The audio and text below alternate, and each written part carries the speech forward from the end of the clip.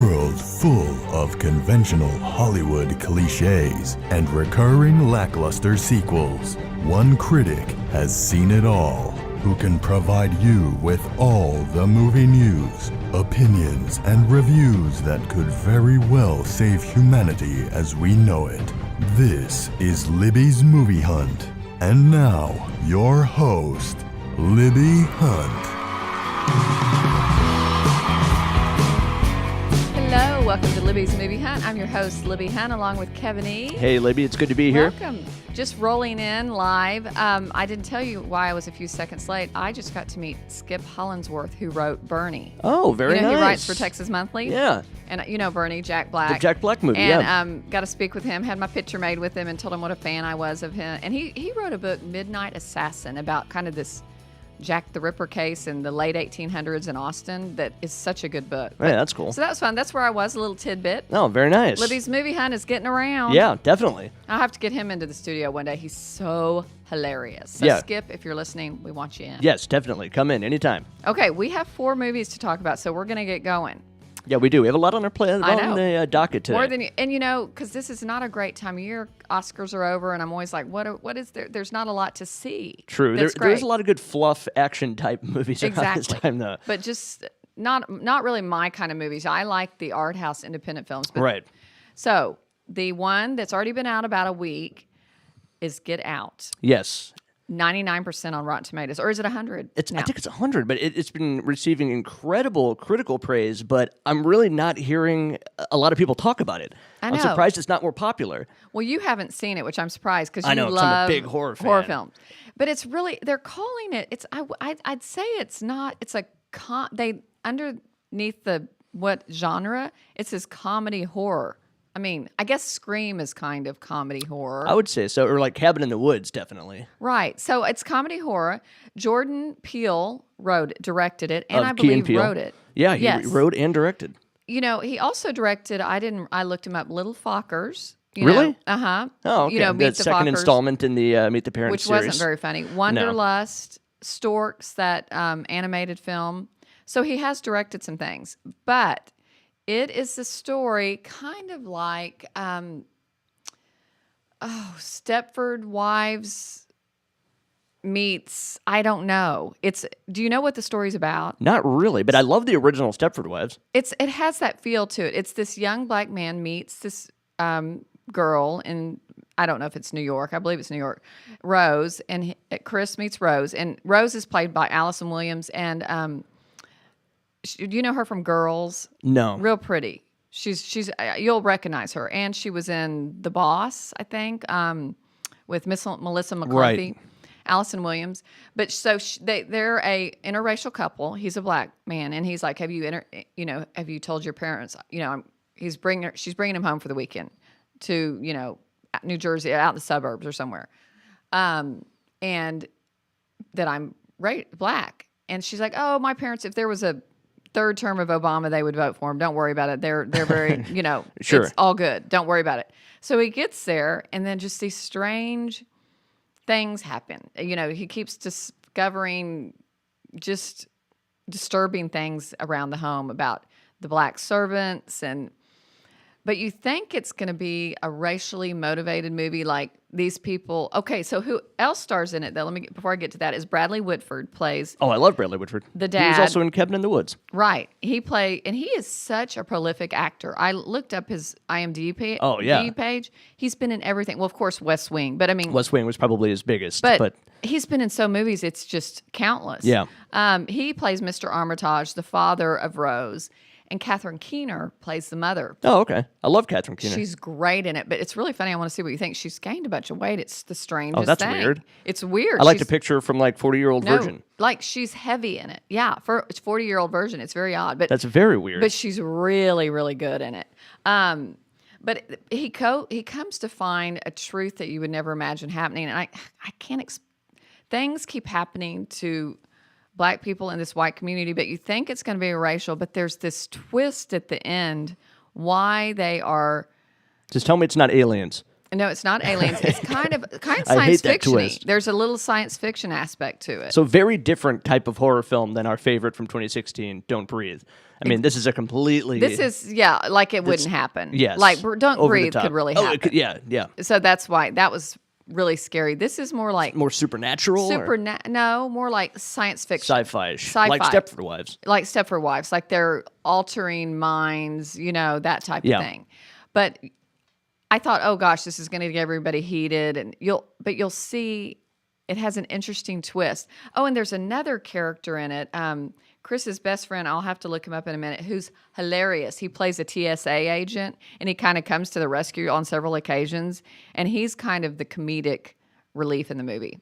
Okay. But I give it absolutely over the top popcorn worthy. Excellent. I liked it so much I saw it twice.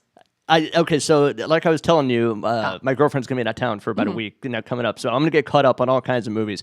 I'm definitely going to check out that one, and I'll probably check out Logan again. But also Kong, because those are the two that you saw this week that I haven't seen yet. So, and she probably doesn't want to go see Kong. She would like Get Out. Get Out, probably. she would like, yeah. She would like.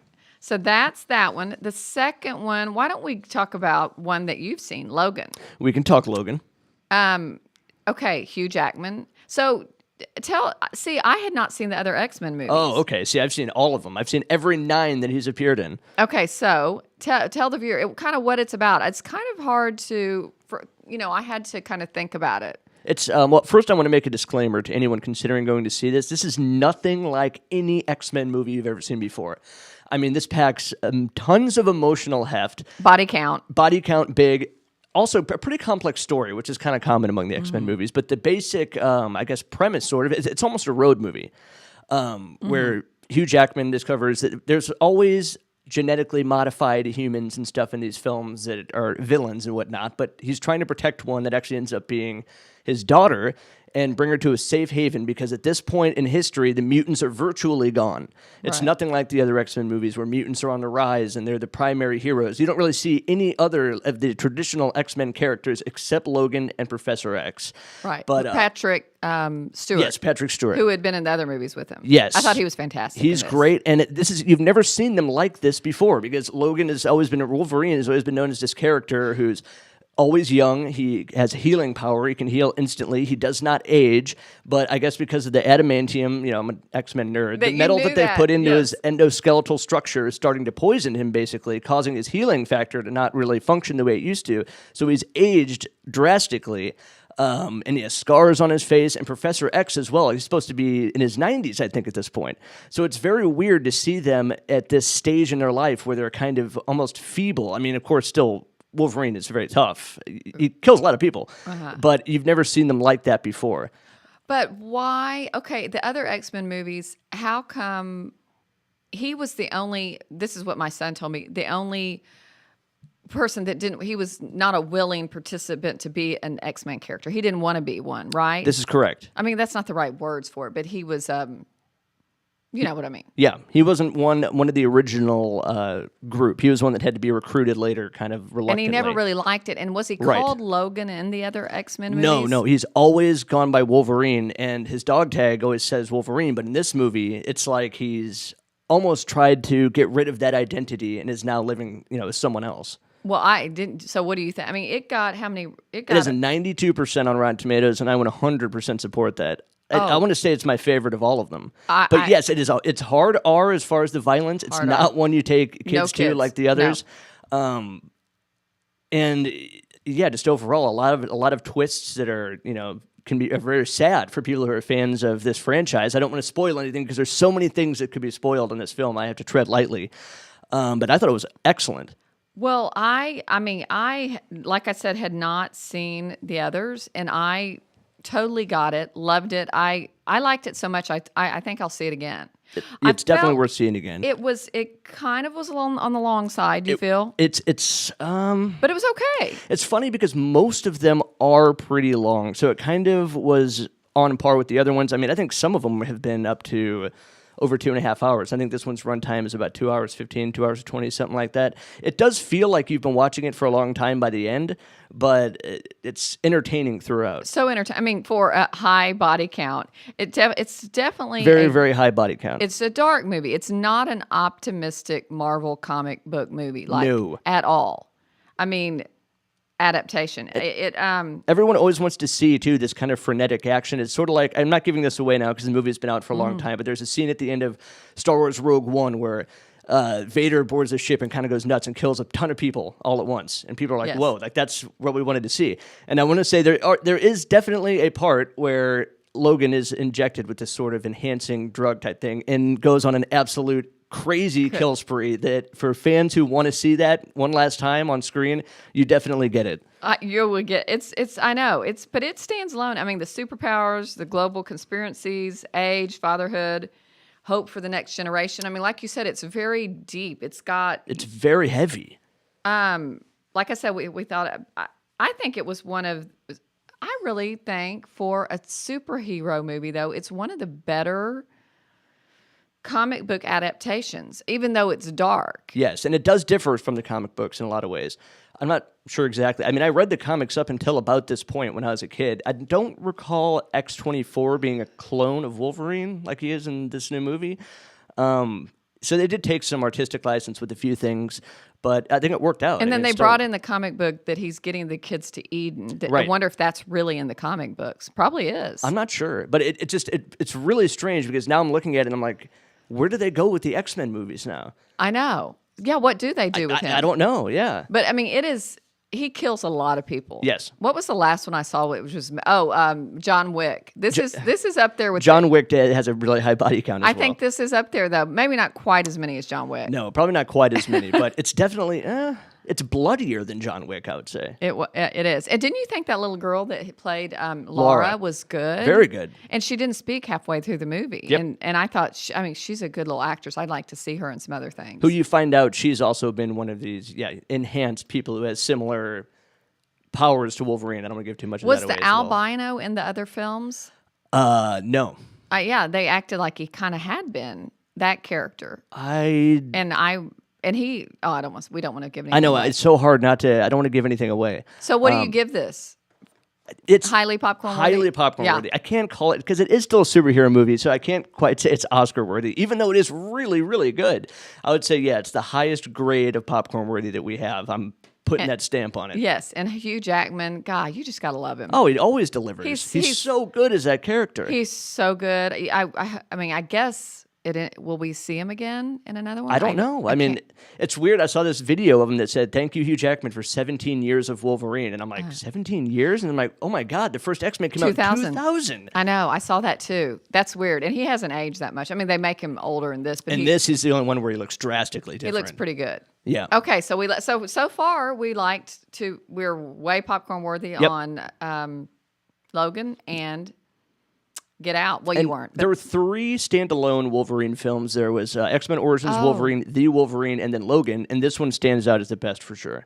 Okay. Well, good. Yeah. So we loved it. Yeah, it was great. Go see it. I'm going to see it again, I think, even if I can take the body count. Yeah, and it is a little extreme. But remember, viewers, my deal is if I really like something and it only happens about 4 times a year, I see it twice to 3 times. Me too. Unless it's Star Wars, I always go see them Multiple, more than 2 or 3? I saw Force Awakens 5 times in the theater. Oh my God. Which was that the recent one? No, that was Rogue One. Rogue One. I only went twice to Rogue One. Oh, okay.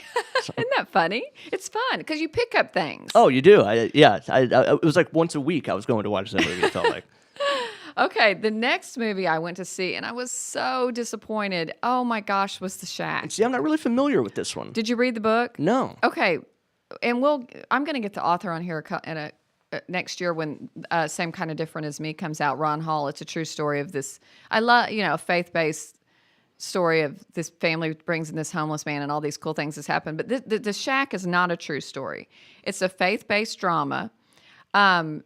Stuart Hazeldine directed it. He did the film Knowing with Nicolas Cage. Yeah, I remember that. So it has kind of that style. I mean, he's a great director, but it has Octavia Spencer is one of the stars of it. The main character is Sam Worthington. Which I was happy to see. I mean, that he's back on screen again. He plays Mac Phillips. Because it seems like you haven't seen him in anything in a really long time. Have you noticed this about him? He's Australian, and he has a hard time losing that Australian accent. Absolutely. He can't, like in Avatar. He used it. Terminator Genesis, definitely. He tries or, to. not Genesis. Terminator Salvation, I noticed He it for doesn't sure. do very well with the American accent. It slips through. It slips through. through. But basically, this story, and Tim McGraw's in it. He plays his neighbor. He's way underused. But basically, this man, a very horrible family tragedy happens, and it makes him question his faith. He has a crisis of faith. He receives this mysterious letter urging him to go back to the shack in Oregon where this tragedy happened in the Oregon wilderness. The letter is from God. And God is played by Octavia Spencer. God comes to him as a black woman. Yeah. Jesus comes to him as an Indian young man, and the Holy Spirit comes to him as an Asian young lady. And he speaks with these people in the shack, and his faith, kind of gets transformed. The film only got 18% on Rotten Tomatoes, and I completely agree with it. I am a Christian, and so of course I want to see faith-based movies do well, which they just don't. I cannot explain it. I have to say, you're not going to believe this. I didn't make it through the movie. Really? I left. Oh, That's how man. bad it was. And it's long too. And I think that's why I left. I maybe could have stuck it out, but it's not good. And I'm so sorry to say that as a Christian. I want to have fellow believers go see it or non-believers, but it's just not a good movie. Yeah. Something about these faith-based movies, unlike Passion of the Christ, it was so fabulous, but they're just done cheesy. It's almost like made for TV type. That's Lifetime. what I thought about like God's Not Dead. Right. It was just really poorly produced. Poorly produced. Like a Lifetime original. Lifetime original. But there are some visually stunning scenes where he's taken, God shows him this beautiful garden and things like that. But no, it's just not good. So that's all I'm going to say on that. It's Bag Full of Kernels. I'm sorry. It's a bummer. I'd like to see Sam Worthington another hit, but I know, but good for them for trying to make a faith-based movie, and we'll just keep plugging along. Yeah. And, there's a few that are cranked out. Mel Gibson we need him to do it. Passion of the Christ is great. A Christian movie I'd like to see remade is The Hiding Place, about Corrie ten Boom. She hid Jews from the Nazis. It's kind of like a Schindler's List, but she's a Christian. She hides them in Harlem, right outside of Amsterdam, and she's from the Nazis, and she gets caught, and her whole family's sent to concentration camps. The Hiding Place that needs to get remade. So maybe we can make that happen. Yeah, someday. maybe. Okay, the last movie we're going to talk about. How are we doing on time?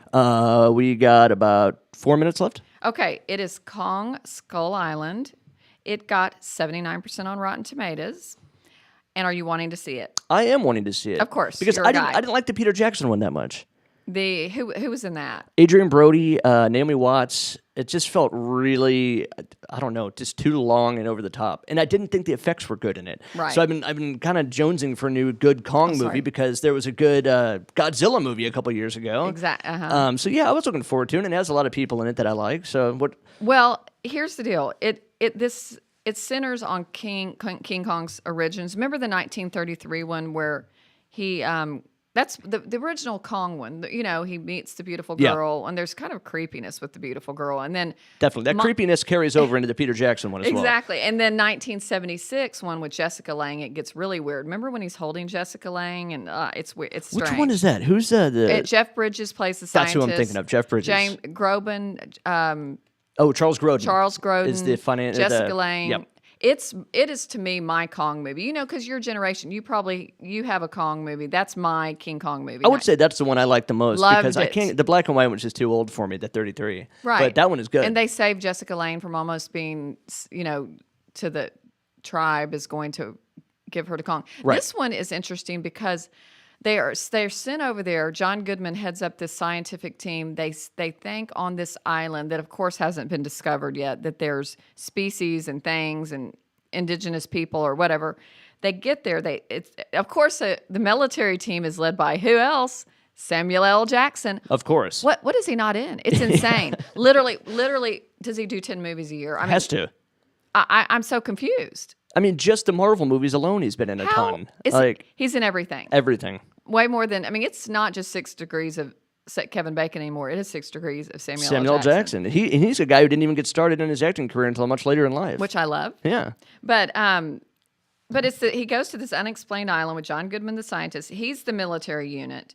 The mercenary is Tim Hiddleston, who is gorgeous. He's he's great. handsome, British.